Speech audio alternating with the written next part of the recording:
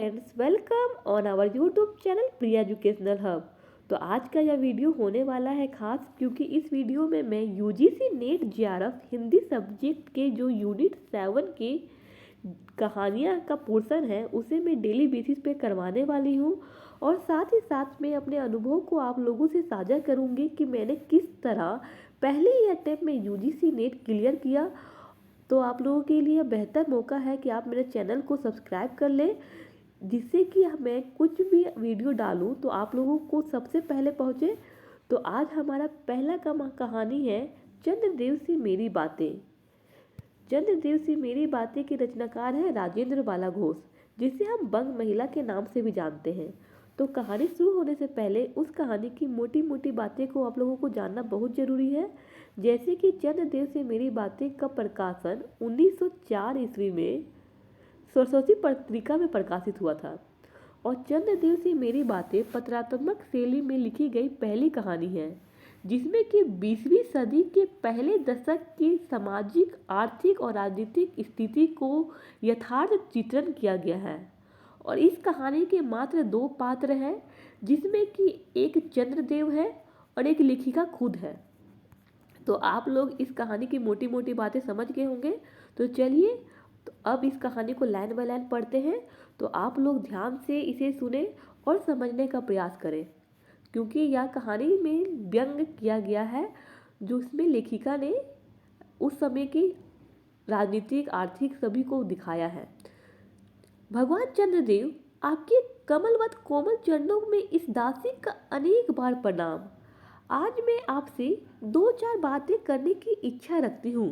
क्या मेरे प्रश्नों का उत्तर आप प्रदान करेंगे? कीजिए, बड़ी कृपा होगी। देखो, सुनी अनसुनी सी मत कर जाना। अपने बड़प्पन की ओर ध्यान देना। अच्छा कहती हूँ, सुनो। मैं सुनती हूँ आप इस आकाश मंडल में चिरकाल से वास करते हैं। क्या यह बात सत्य है? यदि सत्य है तो मैं अनुमान करती हूँ कि इस सृष्टि के साथ ही साथ अवश्य आपकी भी सृष्टि हुई होगी। तब तो आप ढेर दिन के पुराने बूढ़े कहे जा सकते हैं। आप इतने पुराने हैं तो सही, पर काम सदा से एक ही और एक ही स्थान में करते आते हैं। या क्यों? क्या आपका डिपार्टमेंट में ट्रांसफर होने का नियम नहीं है? क्या आपकी गवर्नमेंट पेंशन भी नहीं देती? बड़े खेद की बात है।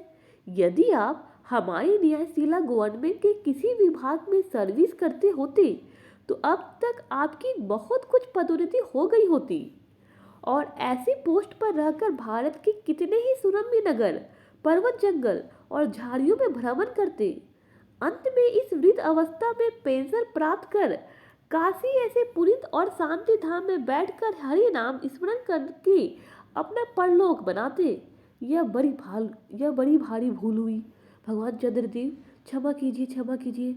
आप तो अमर हैं, आपको मृत्यु कहाँ, तब परलोक बनाना कैसा? ओहो, देवता भी अपने जाति के कैसे पक्षपाती होते हैं।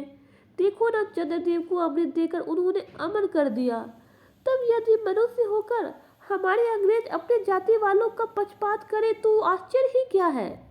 अच्छा, यदि आपको अंग्रेज जाति की सेवा करना स्वीकार हो तो एक एप्लीकेशन हमारे आधुनिक भारत प्रभु लॉर्ड कर्जन का पास भेज देवे।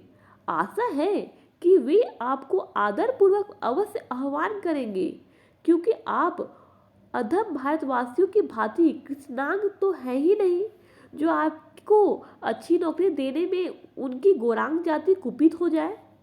आप लोग समझ रहे होंगे सारे लाइन को। और फिर आप तो एक सुयोग्य, कार्यदक्ष, परिश्रमी, बहुदर्शी, कार्यकुशल और सरल स्वभाव महात्मा है।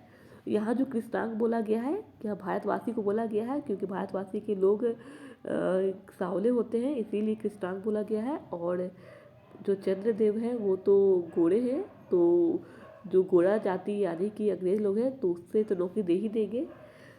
उसके बाद क्या होता है, और फिर आप तो एक सुयोग्य, कार्यदक्ष, परिश्रमी, बहुदर्शी, कार्यकुशल और सरल स्वभाव महात्मा है। मैं विश्वास करती हूँ कि जब लॉर्ड कर्जन हमारे भारत के स्थायी भाग्य विधाता बनकर आवेंगे तब आपको किसी कमीशन का मेंबर नहीं तो किसी कमीशन में में भर्ती करके वे अवश्य ही भेज देंगे, क्योंकि उनको कमीशन और मिशन दोनों ही अत्यंत प्रिय है।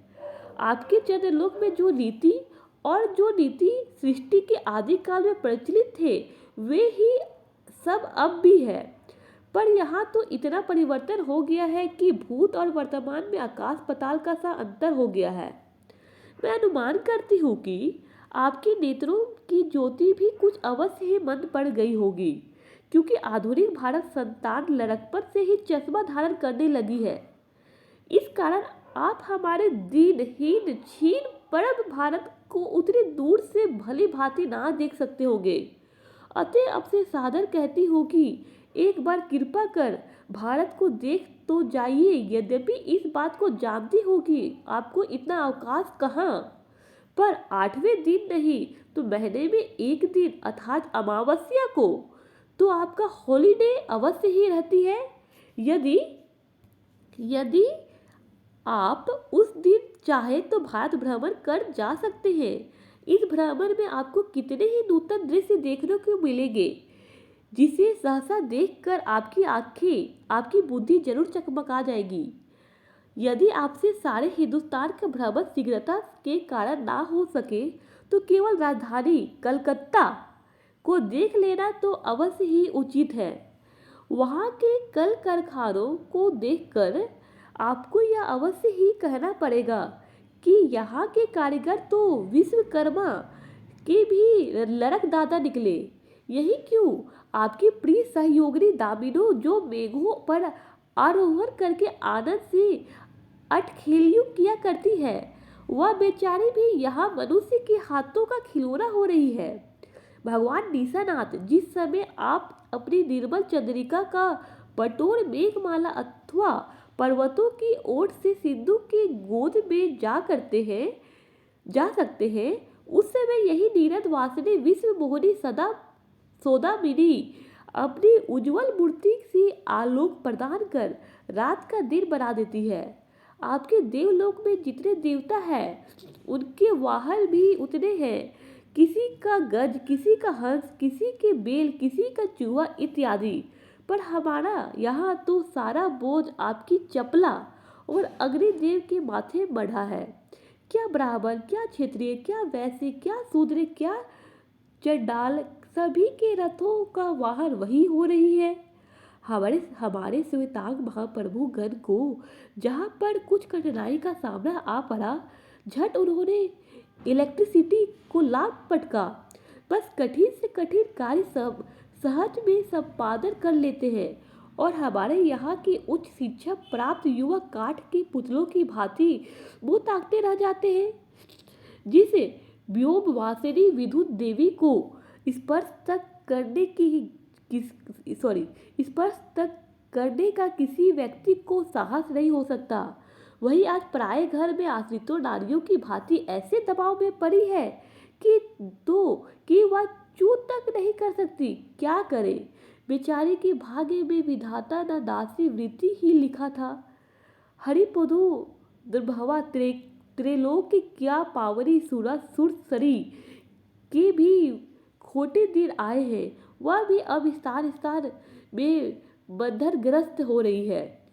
उसके वक्ष स्थल पर जहाँ तहाँ मोटे वृद्धा कारखम गाड़ दिए गए हैं। कलकत्ता आदि को देखकर आपके देवराज सुरेंद्र भी कहेंगे कि हमारी अमरावती तो इसके आगे नीरी फीकी सी जान पड़ती है। वहाँ ईडन गार्डन तो पारिजात परिशोभित नंदन कानन को भी मात दे रहा है। वहाँ के विश्वविद्यालय के विश्वश्रेष्ठ पंडितों के विश्वविद्याधरी विद्या को देखकर वीरा पानी सरस्वती देवी भी कहने लग जाएगी कि निसंदेह इन विद्या दिग्गजों की विद्या चमत्कारिणी है। वहीं के फोर्ट विलियम के फौजी सामान को देखकर आपके देव सेनापति कार्तिकेय बाबू के भी छक्के छूट जाएंगे, क्योंकि देव सेनापति महाशय देखने में खास बंगाली बाबू के से जचते हैं और उनका वाहन भी एक सुंदर मयूर है। बस इससे उनके वीरत्व का भी परिचय खूब मिलता है। वहाँ के मीट को देखकर सिंधु तरिया आपकी प्रिय सहोदरा कमला देवी तथा कुबेर भी अचकचा जाएंगे। भगवान चंद्रदेव इन्हीं सब विस्मयोत्पादक अपूर्व दृश्यों का अवलोकन करने के हेतु आपको सादर निमंत्रित तथा सवेरे आहूत करती हूँ। संभव है कि यहाँ आने से आपको अनेक लाभ भी हो। आप जो अनादिकाल से निज उज्ज्वल वपु में कलंक की कालिमा लेपन करके कलंकित शशांक शशधर ससलांछन आदि उपाधि बलाओं से भूषित हो रहे हैं, सिंधु तरे होने पर भी जिस कालिमा को आप आज तक नहीं धो सके, वही आजन्म कलंक शायद यहाँ के विज्ञानविद पंडितों की चेष्टा से छूट जाए।